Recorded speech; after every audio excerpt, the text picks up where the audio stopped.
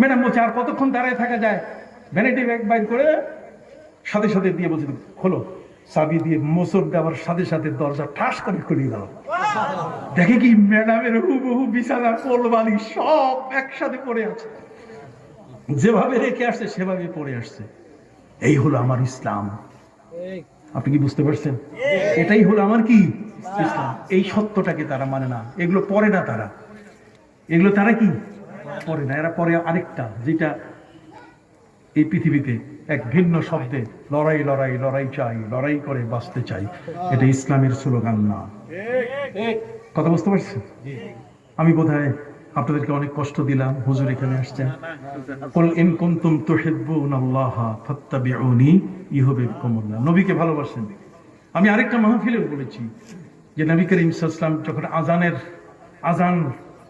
আজান কিভাবে হবে, লোকগুলো জমাতে আসবে কিভাবে, কেউ বললেন ঘন্টা বাজায়, কয়েকটা খ্রিস্টানরা বাজায়, কেউ বলছে লাঠি, একটার পর একটা লাঠি আমরা আওয়াজ করে মানুষগুলোকে নামাজের জন্য ডাকি, কেউ বলছেন আগুন জ্বালাই, বলা হচ্ছে এটা আগুন পূজারীদের কাজ।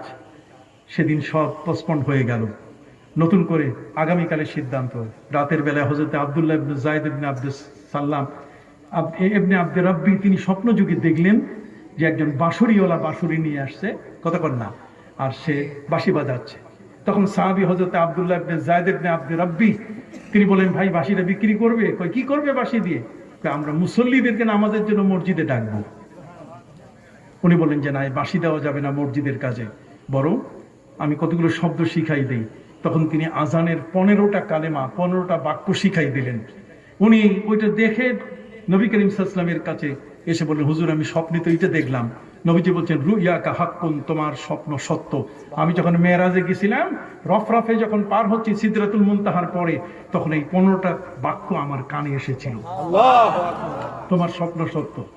নবীজি যাচ্ছিলেন, হযরত আবু মাহজুরা ছোট একটা বাচ্চা, আবু মাহজুরা রাদিয়াল্লাহু তাআলা আনহু ছোট বাচ্চা খেলতেছে, উনি তাকে ধরে এনে পিঠের উপর হাত দিয়ে থাপ্পড় দিয়ে বললেন, বল আল্লাহু আকবার আল্লাহু আকবার আল্লাহু আকবার আল্লাহু আকবার। ওনার মুখ থেকে আযানের 15টা কালেমা চালু হয়ে গেল। নবী করিম সাল্লাল্লাহু আলাইহি ওয়াসাল্লাম তার কপালের চুল ধরে তিনি তাকে বললেন যে এটা মনে রাখবে, এটা মুসলমানের আযান। হযরতে আবু মাহজুরা রাদিয়াল্লাহু তাআলা বললেন যে নবী করিম সাল্লাল্লাহু আলাইহি ওয়াসাল্লামের হাতে আমি যখন কালেমা পড়লাম, এরপর থেকে আমার মনে হলো যে আমার নবীজি আমার সামনের চুল এই কয়েকটা ধরছে, চুলের গোছা ধইরা তিনি আমাকে বলছেন এটা আযান। কয় খোদার কসম, সেদিন থেকে মৃত্যু পর্যন্ত আমার নবীজি যে চুলগুলোতে হাত দিয়েছে এটা আমি আর কাটি নাই। এটা কি কাটি নাই? এই ভালোবাসা না হলে মিলাদ কেমন ভালো লাগবে।